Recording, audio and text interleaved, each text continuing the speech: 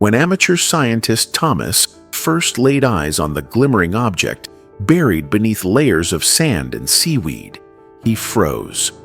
His breath caught in his throat as he pulled it from the seabed.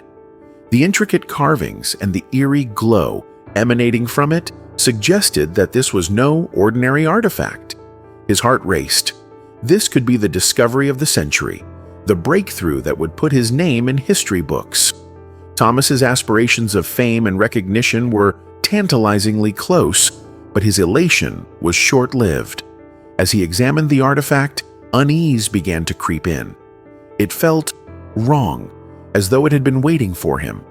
His colleagues, experienced scientists who had heard of his expedition, immediately warned him. "Leave it where you found it," they said. "Some things are not meant to be uncovered." But Thomas, driven by ambition, dismissed their warnings. It wasn't just the artifact that captured his attention.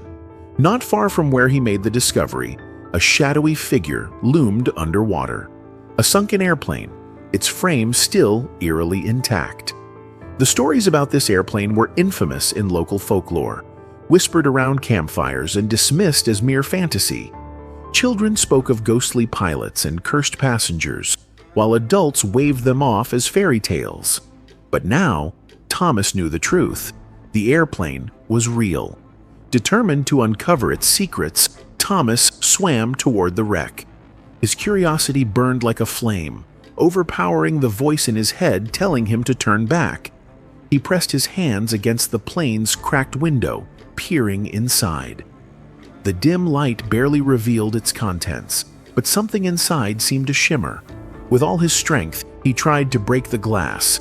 The underwater pressure made it nearly impossible. Frustrated but undeterred, he began searching for another way in. Swimming around the wreck, Thomas realized he was wasting precious oxygen. His tank was running low, and he was too far from his boat to risk another moment underwater. Reluctantly, he ascended to the surface, his mind racing with questions and theories. As he climbed back onto his boat, he heard it, the faintest sound, like someone knocking from inside the plane. Thomas froze. His eyes darted back to the water, but the sea was eerily calm. "That's not possible," he whispered to himself. Could someone still be alive in there? The thought sent chills down his spine. Back on the boat, he resolved to return to the wreck as soon as possible. But before he could start the engine, dark clouds gathered overhead. The gentle waves turned violent, rocking his small vessel as the wind howled. A storm was brewing, faster and more furious than he could have anticipated. The storm wasn't just fierce, it was catastrophic. Waves towered over his boat, each one threatening to capsize it. Lightning illuminated the dark sky, revealing the chaos of the sea. Thomas gripped the wheel with all his strength, fighting to keep the boat upright. But the ocean was merciless.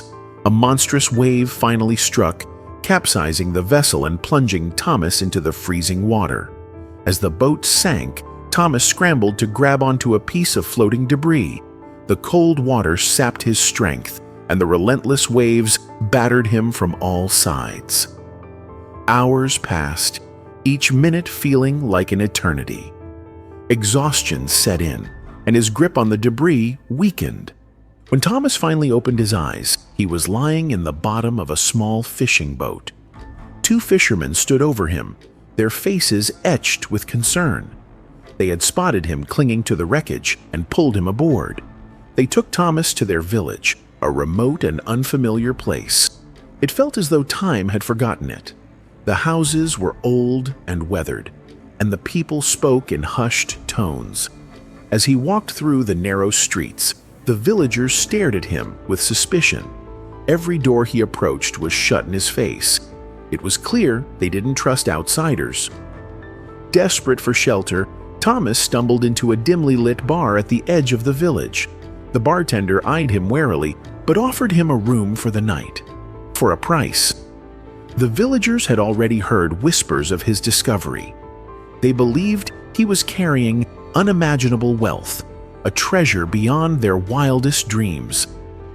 Thomas, exhausted and at his wits' end, told his story. He described the artifact and the sunken airplane. But when he mentioned the strange noises from the wreck, the room fell silent. The villagers exchanged uneasy glances. Most dismissed him as a delusional outsider, but one man in the corner leaned forward, his eyes gleaming with interest. The man introduced himself as Andy, the village eccentric. Known as the town freak, Andy was an outcast, ridiculed for his obsession with local legends and urban myths. He claimed to know the truth about the artifact Thomas had found. According to Andy, the artifact was cursed, tied to a legend about an ancient treasure hunter who had stolen it from a sacred temple. The thief had vanished, and those who sought the treasure after him met similar fates. Thomas was skeptical, but desperate. Andy offered to help him return to the wreck, insisting that they needed to uncover the full truth.